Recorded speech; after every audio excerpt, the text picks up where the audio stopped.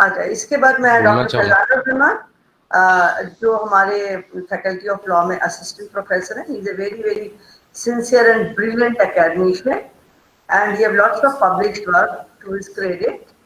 Now I request Dr. Faizanur Rahman to give a formal vote of thanks. Faizanur Rahman. Thank you, ma'am. It's my privilege to have been asked to propose a vote of thanks on this occasion. I, on behalf of National Council for Promotion of Urdu Language, New Delhi, and the entire fraternity of the institution, first of all, extend my most sincere thanks to Almighty. We have been fortunate to have some of the country's best legal experts to address the gathering on the issues deliberated on during the seminar. I am sure that the participants must have benefited by attending this webinar. I thank Professor Shahid Akhtar sir, Chairperson and CPUL, who despite his busy schedule has found time to grace this occasion. This event was not possible without his invaluable contribution. Thank you very much, sir. At the outset, I would like to express on behalf of NCPUL and on my own personal behalf our profound gratitude to our learned guest speaker, namely Honorable Justice Iqbal Ahmed Ansari, Dr. Shiraz Hussain Saab, Dr. Siddharth Gupta sir, Professor Mohammad Shabir sir, Professor Zafar Mahfouz Humani sir, and Dr. Parchish Rohit sir. This is a big thanks to you, sir. We are humbled by your kind gesture in accepting to give this public lecture despite your numerous and tight official assignment. I believe we have all profited from your wealth of learning and experience.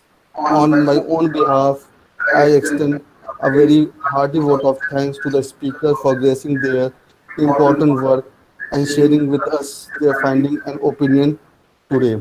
I thank Dr. Akil Ahmed, Dr. NCPUL, for his inspiring mentorship and for his minute-to-minute guidance and support, and for providing encouragement at every point of time in the organization of this great event. I am thankful to all the dignitaries for gracing the occasion with their august presence. I am particularly grateful to Professor Nusrat Parveen Khan, convener of the webinar, for lending her remarkable professional experience, talent, and network organization skill. Without the help and support of her, the webinar could not have taken place, and this collection could not have shaped its currently have. I owe a special gratitude to the administrative and technical staff who have worked hard to ensure that this occasion became a memorable success.